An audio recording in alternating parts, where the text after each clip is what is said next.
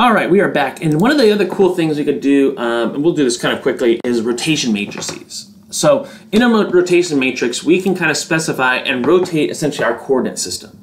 So if we have a 2D system, I could do a rotation matrix of theta, and then this would give me my 2D matrix transformation. So I could rotate essentially our coordinate system in 2D as a function of theta. And actually, whenever you're doing this, you want to be careful and put this in degree. Because we're always in degree mode here. So I could have this rotation matrix, and I could do this and actually substitute it in. Okay, if I were to do a theta goes to, this would be, a minus 15 would be a clockwise rotation.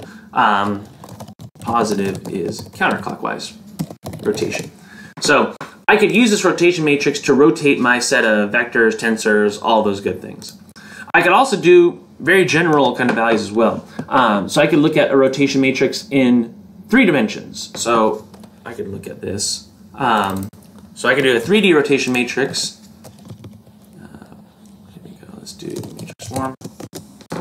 So this would give me my rotation matrix if I were to rotate around the 3 axis or the Z axis. So I actually work with 1, 2, and 3 instead of X, Y, and Z quite a bit. Again, so we could use this rotation matrix further on down the line. We'll see. We'll get to that when we actually apply it to kind of these solid mechanics examples. So you could do these rotation matrices to rotate around. So you could rotate, again, a general rotation matrix. Assuming your orthogonal axis, you could rotate around a value here.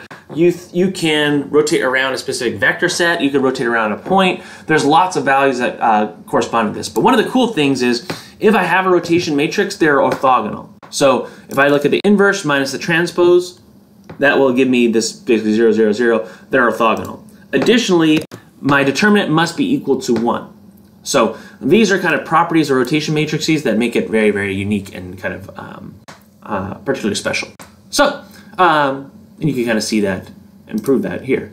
So if I do the inverse minus the transpose, I can get those values. Excellent. So next time we are going to get into looking at some examples of how we set up equations, and then and actually how do we solve systems of equations in solid mechanics. Excellent. See you all next time. Thanks. Bye.